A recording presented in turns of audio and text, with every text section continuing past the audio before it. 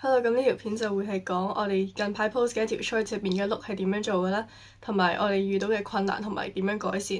咁同埋另外咧，我哋而家就做緊一款新嘅 look 啦，咁亦都會喺呢度記錄翻嘅製作過程係點樣樣。開頭想整 look 嘅原因就係因為我哋個機械人上面想用 look 嘅 intake 啦，咁但係我哋就因為各種原因買唔到 look，咁所以就決定自己做。咁然後我哋而家做咗出嚟係就係一個咁樣樣嘅 look 嚟嘅。咁中間呢個位置咧就係 3D print 嘅啦，咁然後佢後邊呢個位淋嘅咧就係用一啲 silicone 去做嘅，咁就係一個 AB 膠嚟嘅。開頭點樣開始設計呢個 look 就係睇翻我哋本身想買嘅 look 啦嘅尺寸同埋硬度係幾多啦，咁然後就從而喺 Fusion 嗰度自己畫翻一個模出嚟，然後就再打印出嚟，咁然後膠嘅話就買翻我哋真正想要嘅 look 嘅硬度啦。咁同埋我哋都有嘗試過一啲唔同嘅即係 grip 嘅一啲 pattern 啦。咁因為其實唔同嘅可能花紋，即係喺呔上面嘅一啲紋啦，都會影響到佢嗰個摩擦力同埋佢嗰個 traction 嘅。咁所以我哋都有試過睇邊一個圖案或者係紋可以做到最好嘅效果。可以講翻一啲我哋遇到嘅困難啦。咁其實我哋個模都係我哋自己去 3D print，即係自己畫完就再 3D print 出嚟嘅，都做咗好幾個 version 噶啦。呢個就係我哋第一個啦。有兩支軸喺度，咁就去俾你擺中間個中心落去啦。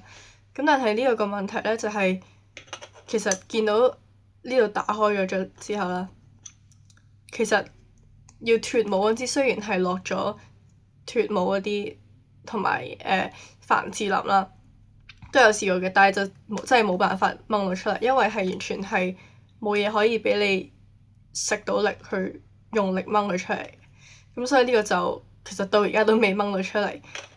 咁第二個版本咧就係做咗一個咁樣嘅設計啦。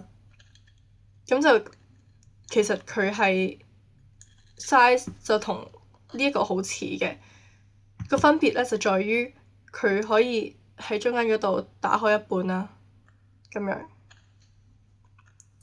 咁就變咗其實掹出嚟嘅時候，個 look 咧會係一個咁樣嘅狀態，有一半係仲喺入邊，但係另外一半咧就已經出咗嚟，咁就變咗可以喺呢一度可以用到力咁樣掹佢出嚟，就會易好多啦成個過程。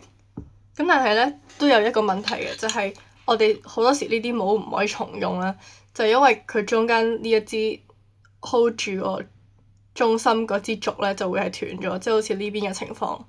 咁如果冇咗支軸，就證明你嗰粒嘢中間嗰粒硬嘅咧就唔可以固定到佢位置啦。再改咗一個版本咧，就係我嚟整我哋新嘅 look 啦，就係一個咁樣樣嘅設計嚟嘅。咁就變咗，其實你見到中間係冇一支軸啦，就唔會一個好幼嘅嘢。咁就變咗我哋中間硬嗰個 core 咧，就係後尾先塞入去嘅。咁首先講下我哋會用到嘅嘢啦。首先就係一個電子磅啦，或者可能係一個細啲嘅容器去俾你量度好你嘅膠係咪1:1比例。咁其實就唔需要非常之精準，所以我今次因為電子磅冇電就會用肉眼啦。咁然後就要呢個一個棉花棒啦，去搽呢個凡士林，或者係一個脫模嘅一個 spray 都可以用嘅。但係我就發現凡士林個效果就會係好啲反而。咁然後呢支木棍就係純粹我嚟攪拌，就咁用乜嘢都得㗎啦。就需要一個大啲嘅容器啦，去裝住兩個膠撈埋咗之後。咁因為我今次就做呢一隻嘅大啲嘅 look，咁所以變咗個容器就會想用一個大啲嘅。咁呢個就有 AB 膠啦。咁今次用嘅就係40A 嘅硬度。呢度咧就係我哋 3D print 出嚟嘅模啦，同埋嘅中間嗰嚿硬嘅。咁喺同大家分享整 look 嘅過程之前咧，都想講翻一個印模嘅一個重點啦。咁呢個就係舊嘅，呢個係新嘅版本，呢個係舊嘅版本。咁就見到其實個分別就係啱啱講嘅，呢個有支軸喺中間啦，咁呢個就冇嘅。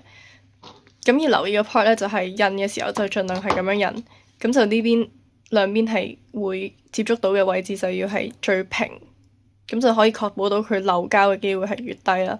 因為其實呢度見到有4個窿，咁就係扭螺絲去固定兩塊模嘅，咁但係咧都會有漏嘅機會啦。咁所以喺呢個冇做到反轉印嘅時候，就會變咗見到好多膠其實都已經滲咗出嚟，咁就變咗你脫模嘅過程會好難啦。拍嚟嘅製作過程我就會用電腦去拍啦，所以其實見到而家畫質係好差，不過都冇辦法啦，為咗就手啲。咁而家首先呢，我就會係攞凡士林去搽咗呢個帽先啦。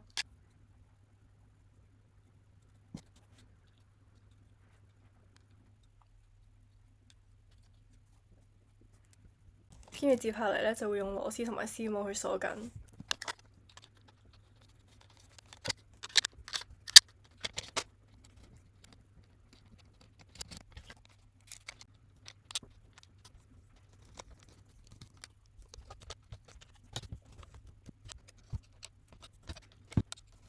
咁做好呢，就會應該係大概咁嘅樣啦。咁而家就可以去倒啲膠入去啦。咁我預先就已經倒咗呢個 A 膠同埋 B 膠啦。咁而家就大概1:1嘅比例都 OK 噶啦。咁而家就會去倒入一個大嘅兜。咁我就中意用呢個木棍啦，去咁樣染少少個顏料。咁其實喺個 tip 嗰度有咁多就已經夠噶啦。咁就可以直接去撈落去。咁然後就可以用呢個吸管去擠落去呢個帽入邊。倒完之後就會係一個咁樣嘅狀態啦。咁但係其實我哋就需要等15分鐘，咁就再留意住，因為而家我哋膠入邊因為攪拌嘅時候就會導致入邊好多氣泡啦。咁所以佢燒泡嘅過程中呢，就會其實可能隔咗一陣佢嗰個會係未滿嘅，會見到就係咁，所以到時候呢，佢燒完泡之後就會再倒第2次膠去確保其實你到時整出嚟個碌係你想要嘅闊厚度。咁而家倒完啲膠之後呢，我哋就可以等佢凝固啦。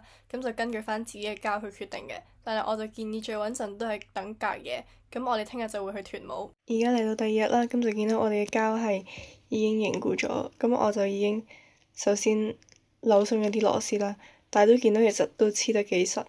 咁就其實因為呢度中間見到佢呢啲藍色滲咗出嚟嘅呢，就其實係漏咗少少嘅情況啦。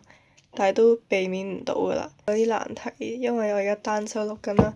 咁但係基本上呢，開始就會用一個尖同埋比較幼嘅嘢呢，去咁樣界開咗，圍住呢度界開咗先啦。然後界開咗之後呢，就會嘗試將一個尖嘅嘢啦，就喺呢條罅嗰度塞入去。咁啱啱就揾到一個位，咁其實佢未必可能呢啲位實啲啦，咁所以我就去咗呢度篤，咁呢個篤就篤開到。咁篤開咗之後呢，其實就見到個罅已經係好大，咁就足以你可以去塞一個比較粗嘅入去啦。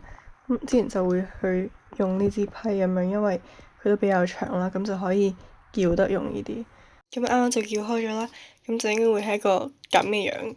咁而家就可以再次用到我哋頭先尖嘅嗰嚿嘢啦，就即係呢一個啦。咁就喺跟住呢一條下呢，呢條邊再界開佢，撬到咁上下就會見到變咗咁嘅。咁喺呢個時候呢，就可以伸隻手指落去啦，直接咁樣去掹佢出嚟。而家就完全脫咗出嚟啦，咁就見到其實啲邊都有啲樣衰嘅，咁但係我就已經用咗鉸剪去裁剪咗少啲邊啦。咁但係如果本身倒得小心啲啊，或者係再修理好啲嘅話，就會靚啲嘅再。咁不過影響功能啦，咁所以我就喺呢度就算啦。咁跟住之後呢，我哋就可以攞中間嘅呢樣嘢啦，跟住就塞佢入去。塞咗之後呢，你就會得到一個完成咗嘅碌啦。咁就可以檢查下佢係咪即係圓啦。咁但係其實如果你個帽係畫得啱嘅話，就應該係唔會有咩問題嘅。咁另外呢，可以檢查下佢中間嗰個蓋係實唔實啦。